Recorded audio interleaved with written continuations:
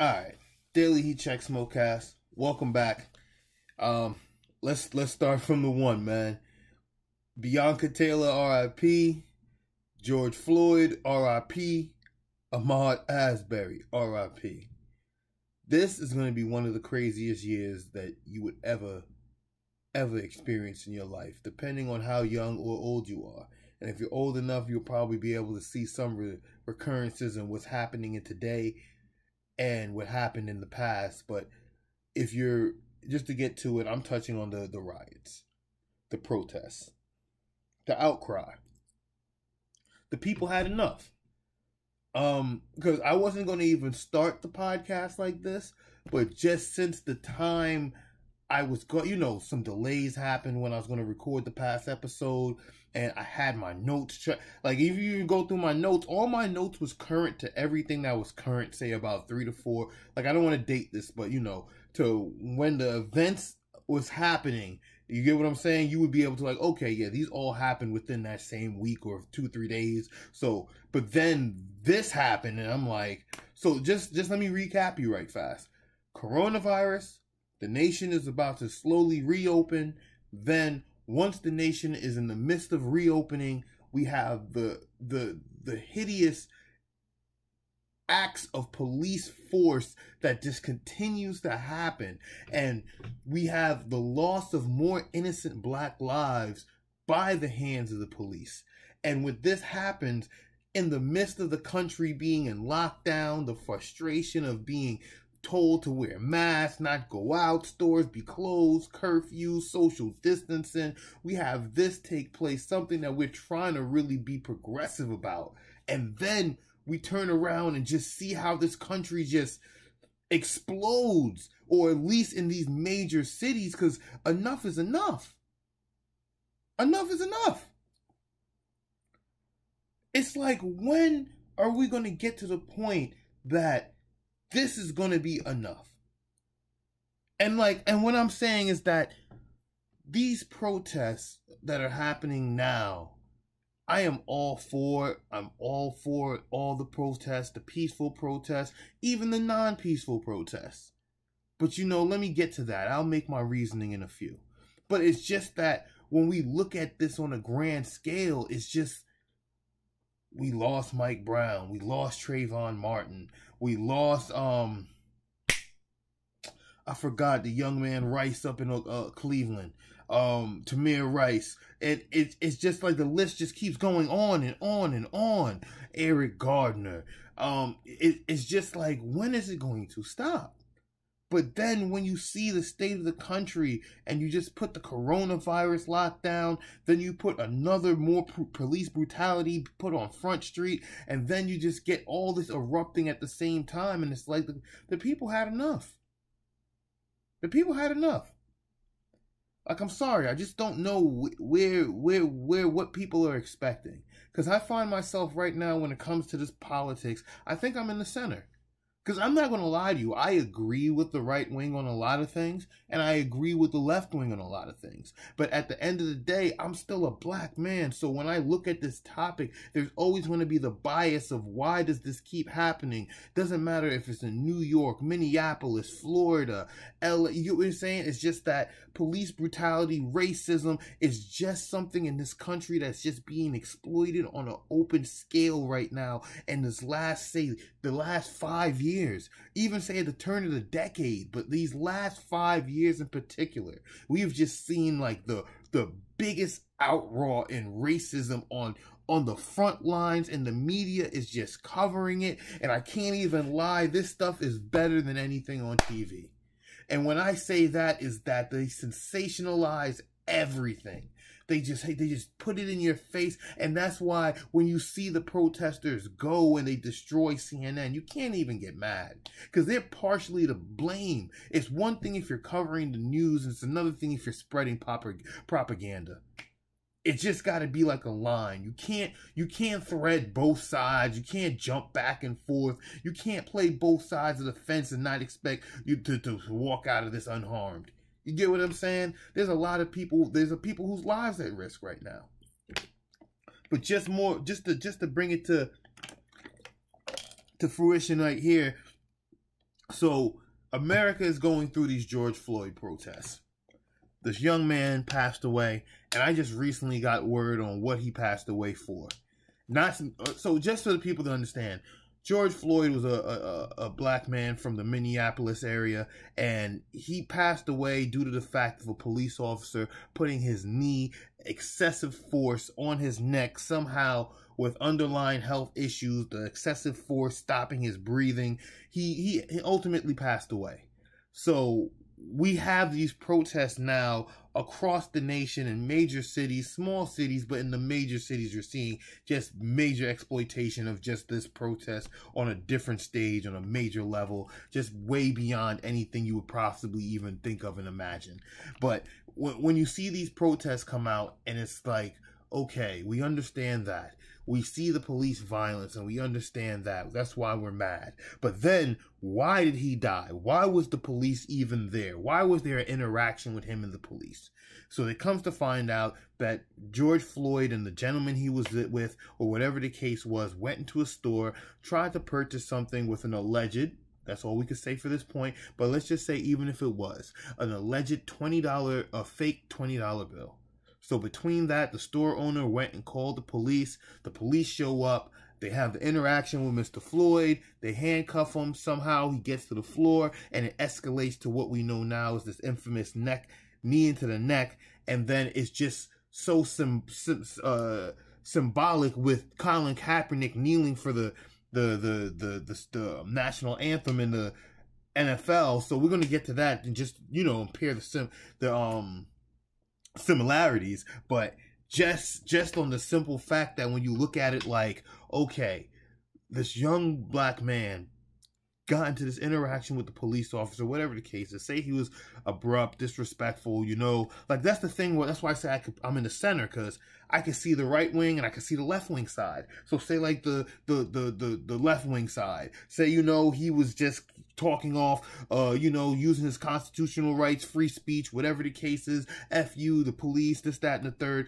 At that point, the police officer, should have, whatever the case is, even if he was being belligerent, there was 4 officers there. Say if it was even him handling him by himself, he was in handcuffs. So at that point, you had him in handcuffs. So the fact that he was on the floor in handcuffs, or it took 4 of you to get him on the floor to handcuff him. If you see what I'm saying, once he was subdued and in handcuffs, that should have been it. Even if he was belligerent, talking shit, whatever the case was, because the point is, you had your knee on his neck for an excessive amount of time, giving him an excessive force on a major artery, oxygen flow. So, like they say on the left side, yes.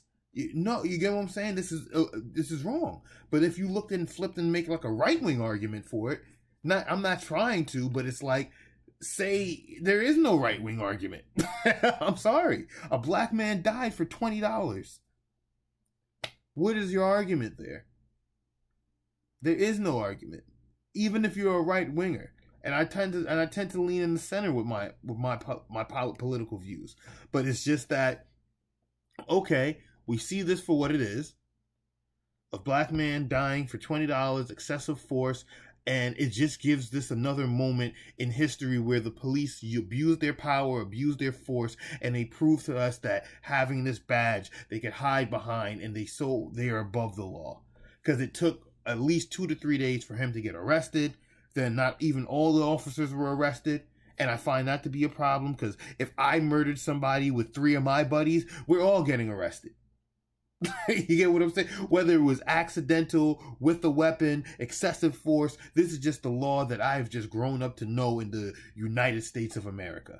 Doesn't matter if you were you were to get, wait, you get what I'm saying? Even if you was a getaway driver, you're coming in too. You got a body on your back, on your shoulders too. So I'm just trying to really figure out, where does this excuse one party, but then, include the other? This, it's like it's not even let's just say it's not even racism. This is just a political error that just needs to be fixed in the system, because you're just proving to the people and the public that the police are above the law. That's what you're doing.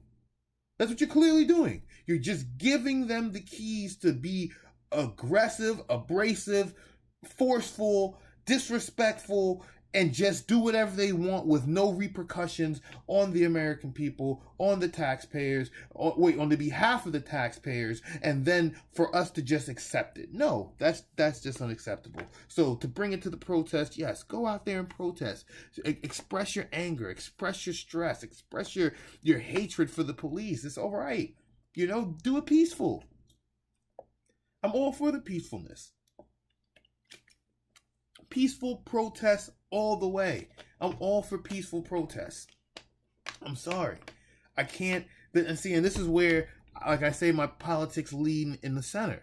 Because I am all for, like I said, I'm still a black man at the end of the day, so I'm with the left wing when they want to go out and protest, and you know, whether it be impeding the driveways, city hall, getting your voice heard, go out in droves, crowds, it doesn't matter. I don't care, your Sunday service, whatever you're going, not today, whether you're in LA, Atlanta, New York, Minneapolis, Florida, wherever, because they protest, Alabama.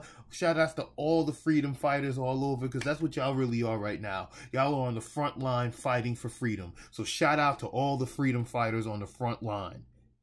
Please just understand that. Y'all right now, when you take a step back and look back in history, it's going to be y'all we are going to be happy for that was out there to say, no, we had enough, and just, you know, because not everybody... this goes back to a quote that I learned in college. I'm not going to say it correctly because I don't know it off the top of my head, but it's like, when they were killing the whites, you stood back and you did nothing. When they were killing the Jews, you stood back and they did nothing. Then they were killing the blacks. There was no one there to help you because you stood back and did nothing for no one. I'm sorry, it's like I'm messing it up, but if I could get that quote right, or if somebody can be able to see this and understand what I mean, is that you eventually have to stand up for something. At some point in time, you have to stand up for something, because if you don't, you're going to allow this to continue to happen, and you're going to allow this to still be on a major scale. But now, this is where I say I lean in the center. Please go out there, protest. Like I said, I'm still black at the end of the day, so a lot of the things, whether my political views lean left, center, or right, doesn't matter, because they're not going to care what my politics are when they see me, no matter what the case is. I'm still a black man at the end of the day. Here's where my politics lean towards the center, towards the right, because, like I said, I'm all for the freedom fighters out there protesting, getting their voices heard, speaking their piece, making sure the civil unrest doesn't go unheard. But then when you're out there doing these violent protests, I'm torn, because I'm on the line. That's why I said I'm in the center. Like, I could understand you voicing your opinion and burning the police station, burning the police cars. And when I say I could understand, I don't support it fully, but I still understand, because you're attacking the man. If this makes any sense, your problem is against the government, the man, the laws, the way that they've been acting, this way that they could feel like they be above the law. So I understand that you're totally going head to head with the man. But when you start destroying and looting these privately owned businesses or these major corporations, that's where it kind of gets lost. Like, the major corporations, like, they're going to have the money to be able, like they say, bounce back, insurance. But when you say, like, Flight Club, how you going to bounce back if you Flight Club? Your whole game is consignment. People come there and give you their sneakers on the basis that your name and brand will get it sold, and all they have to do is collect money. And now that you went there and you pillaged all their inventory, which is not even their inventory, it's like, how do you expect this to be justified on a grand scale?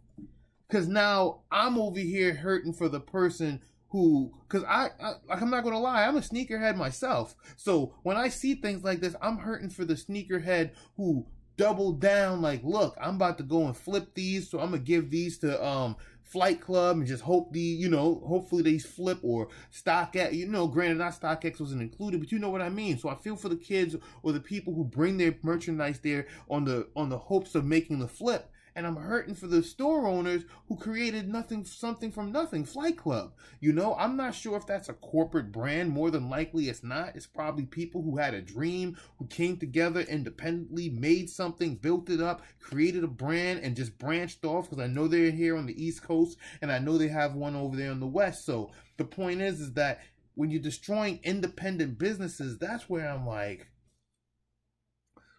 why the independent business owners? Like, why them? Like, that's the part where I'm like, I'm kind of torn. Like, I'm not even going to lie to you. I'm still torn a little bit with, say, like, the Targets and whatnot. That's why I say I'm all for the peaceful protests. But then it's at the same time, like, why? Like, I'm really torn for the independent business owners, because there's a part in my heart where I myself as an independent business owner, I don't personally have a storefront. Everything I do is in the digital space, but just in just speaking, say, like, potentially I would want to hopefully get a storefront. Now I know in these instances is like, wow, I need to, it's all about not only location and not only, like, you know, natural disasters. I need to worry about civil unrest. Like, this is things that you can't even make up or predict in some of these cases. You know, I don't have to worry. Wait, you get what I'm saying? It's like, first is, and then if you think about the series of events, we go from a pandemic. So if you're one of these small business owners, it's like, wow, I got to go into a pandemic. Damn, my business is not pandemic proof. Or if I have insurance for that, like, okay, great, granted, I made it through the pandemic. But then as soon as I make it out the pandemic, I'm in the middle of a civil war. Like, there's a civil unrest happening in the middle of the streets, and I'm just a casualty because I just happen to be here. I don't get it. I don't get it. So, like I say, like, I'm hurting for the small business owners, the people who run the consignment shops. I'm hurting for everyone, man, because, like, I don't think that is just.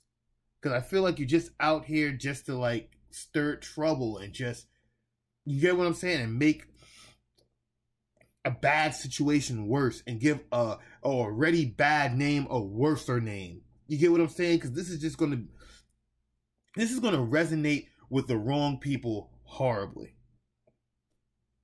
Because just think about it.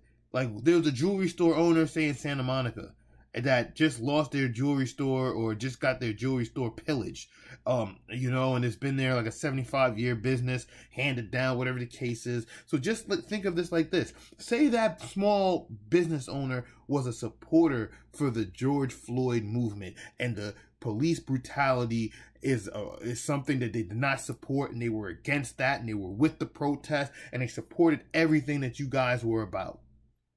The fact that these, I hope it's not protesters, but the fact that this crowd, the looters, let's just say that, these looters made it to their store and pillaged something they built from nothing, took, you know, and just destroyed it. Granted, I don't know if they have insurance, hopefully, you know, at this point, but even not, just look at it at face value. Like, what did I do to you?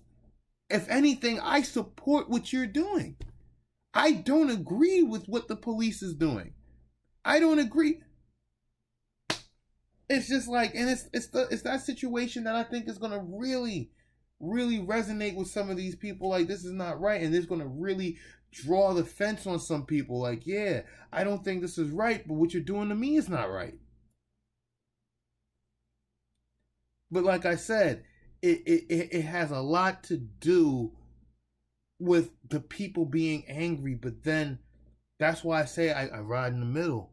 Because if you look at the history of America, this country was built off of war and racism.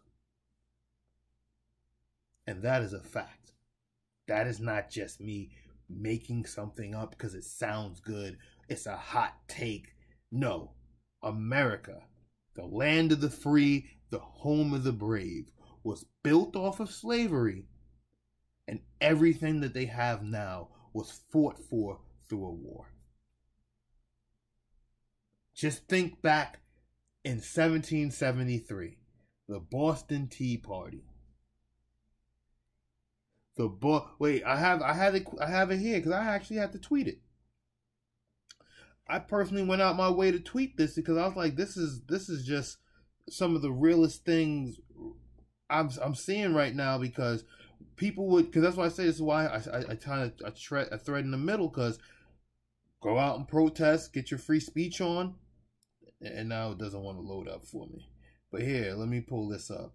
Go get your free speech on, but like right here, when you think back on it, the Boston Tea Party was a political protest that occurred on December 16, 1773 at Griffin Wharf in Boston, Massachusetts. American colonists, frustrated and angry at Britain for imposing taxation without representation, dumped 342 chests of tea imported by the British East India into the company, British East India Company into the harbor. So I apologize for my little stumble there, but if you get the point that I'm saying, is that this country was built off of rioting.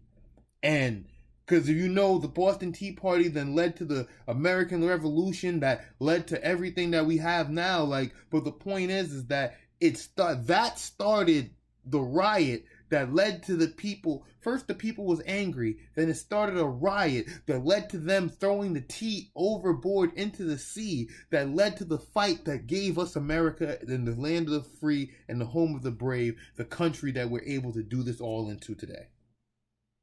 That's just a quick history fact. Just go look it up. And when I put all that in perspective, it's only really to say, like, why would you think the people would get upset and not want to tear stuff up? In the history of America, that's all you ever did. Tore stuff up. You fought for everything. You fought for slaves. You fought to fight. You fought to free slaves. You fought to keep slaves. Like, it's like you guys fight for everything in America.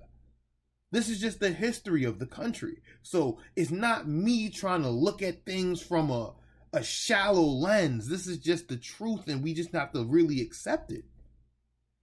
That's what it is. Racism and war. America.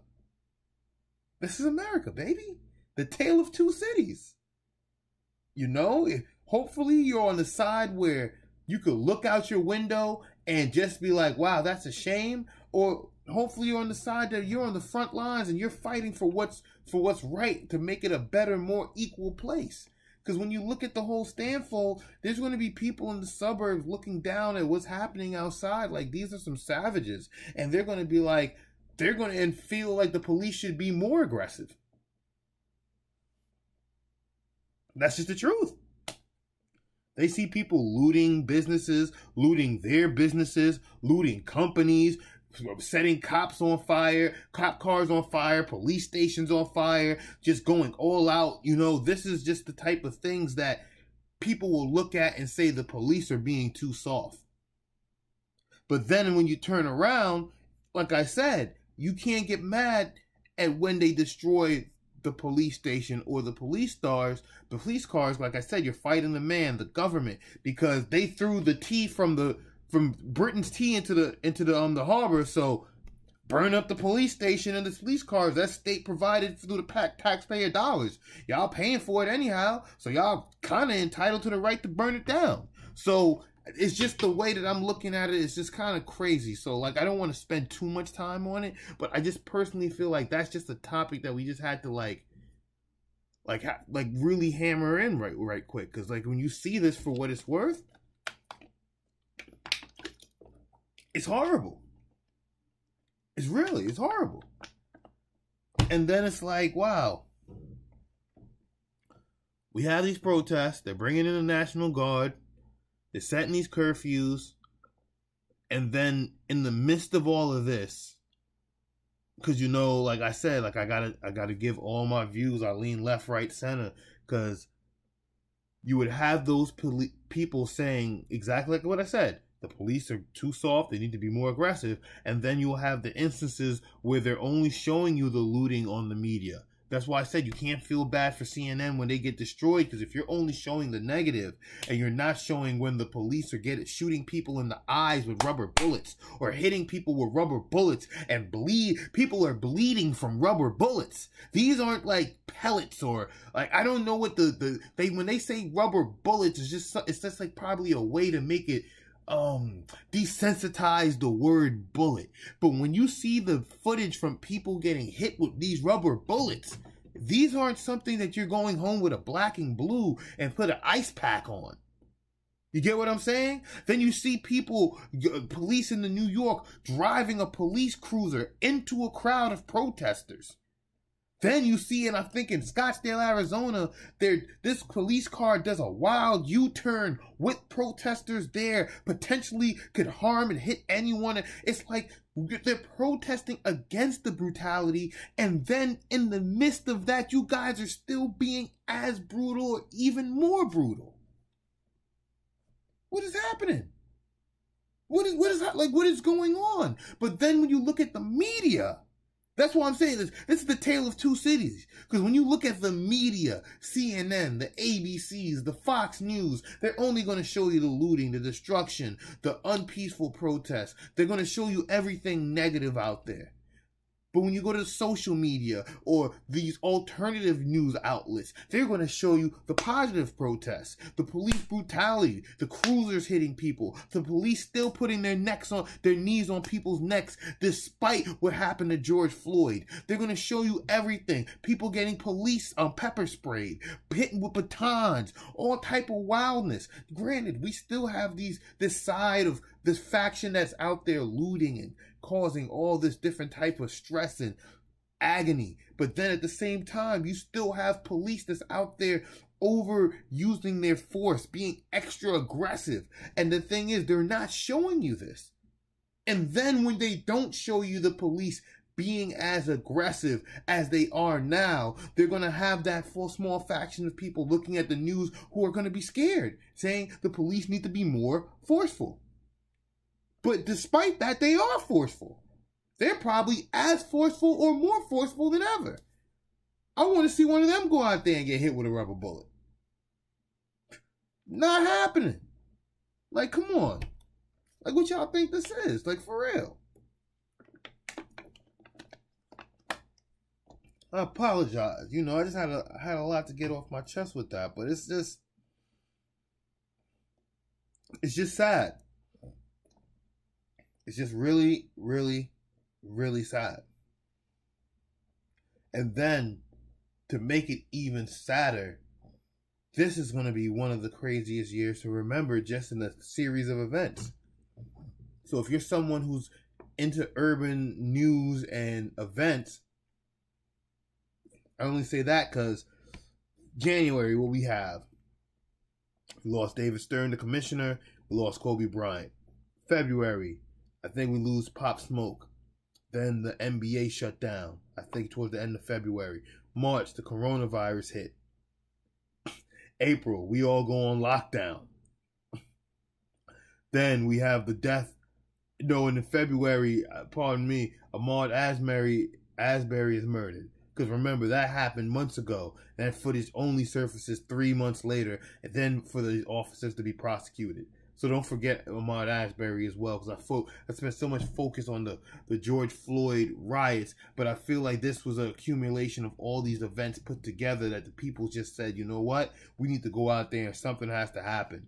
But then more so, just get back to the timeline. What's that? April. February we have Pop Smoke. April, we have the coronavirus. March, we get this, April, in February, April, we get the coronavirus. March, we get the lockdown. March was the coronavirus. April is the lockdown. I'm all over the place. Remember, I'm doing this off the top. So it's like David Stern, Kobe in January. Pop Smoke in the NBA in February. March, we get the coronavirus. And then, you know what I mean? It's like, all right, dang. Then April, we get the lockdown.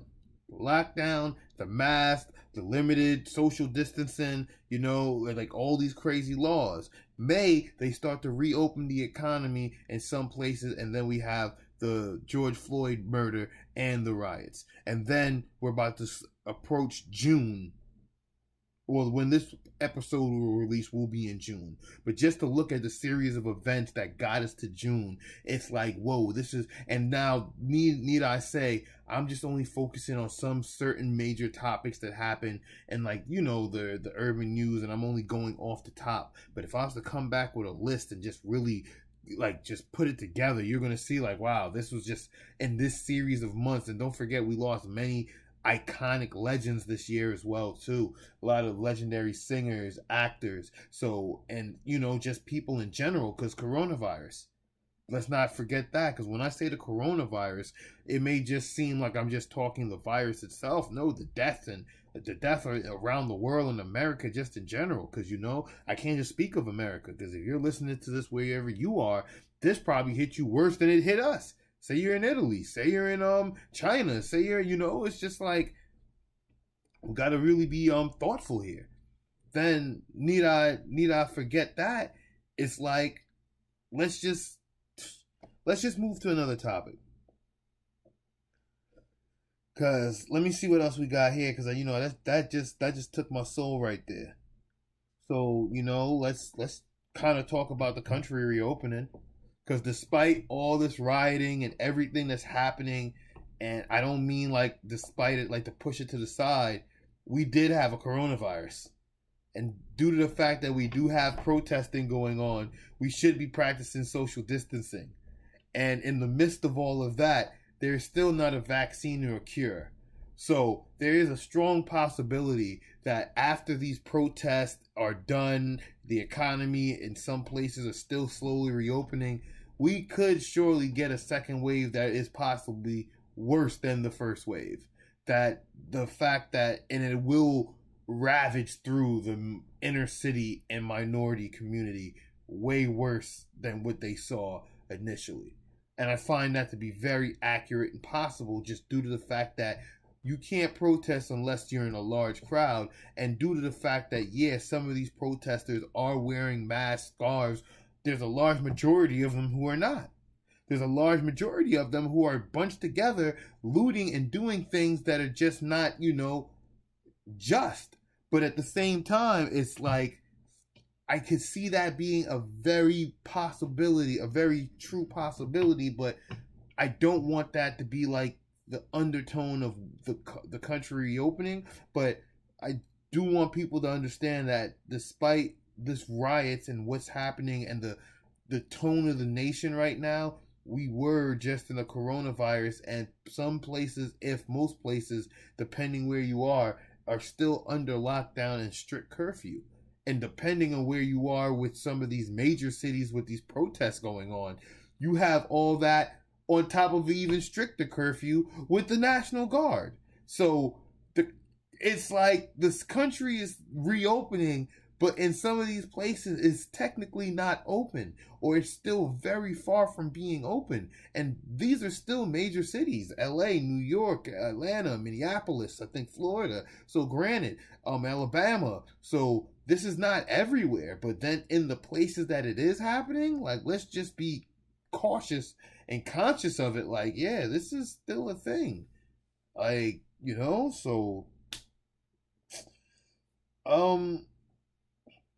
then, like, honestly, besides that, honestly, the only other major issue, not even more issue, like topic I wanted to touch on was the Joe Rogan situation with him getting $100 million, because, like, I don't want to really breeze past the country reopening, but it's like, I feel like a lot of me talking about the country reopening is going to really tie into the protests, because that's what the tone of the nation is right now. And due to the fact that the country is not reopening, or some places aren't reopening, it's gonna be really tough for them to open with this additional curfew. Because say LA, they had like a 4 o'clock curfew, a 6 o'clock curfew, and there's like so many curfews going on throughout LA, despite, I think it's the whole entire LA and their county. And then remember, the country should be reopening. But then remember, you're in the middle of civil unrest. Like, so it's really hard to really focus on the country reopening without focusing on the riots and the protests. granted, because, I'm not trying to make this whole cast about that, but let's try to, move to the Joe Rogan deal, because I think it's an epic deal. Honestly, I don't really have much to speak on it in this space, like outside of, I do want to say this, because, I did watch a lot of videos and a lot of people's thoughts on it, but I honestly got to give you my thoughts from the heart, and that's just like, I podcast and I pod because this is something I love. I love talking to the people, just expressing my thoughts, my views. Hopefully I get some guests and we can bounce off of each other and debate. But just for the core of it, it's like, this is just something that I truly, it's a way to express and just, talk to the people. Regardless if you see it my way or not, it's not the fact that I'm trying to be political. It's just that I do feel like, I just got to get this off my chest. But when I see this Joe Rogan thing, it's like he turned exactly that. Talking to the people, getting stuff off his chest, debating, bouncing thoughts off of his friends or ideas off of people, and he turned that into $100+ million a year deal. It's just more so is that it put value on something that I thought had very limited value, or not even more so limited value, that a very objective, or I don't want to say objective, but it's just like a weird pay system or pay scale, because it's depending on who you are and how you rank and your audience. It's like the pay is this, or the commercial rate, or the ad rev, or your downloads and your views. Like, granted, there's different ways for this thing to be monetized at the end of the day, but it just, when you see someone in granted, he is the biggest podcaster, #1 in the space, but to see the value that they just put on podcasts, that's what I really am looking at. He just basically got paid more than any rapper I've ever heard, and he's equivalently in the same arena with them outside the fact that he doesn't rhyme on beats. Because his whole career, like, you feel me? Not even more say rapper, like musician or radio host. Like, just think about it. He just put a value on personality. Or I don't even want to say, I don't even know what to say. It's like for him to be in his space, and his space to be so related to, say, musicians who directly speak and they give their content to the people, and the people interacting with their music, or like however the case is, or say radio personalities, or even say like he just put a crazy price tag on it, like a Howard. I don't even know how much Howard Stern got paid, but if Howard Stern didn't get a deal like that, it just shows you, like, because Howard Stern is a radio host. Like, you know what I'm saying? Joe Rogan doesn't have a radio show or platform.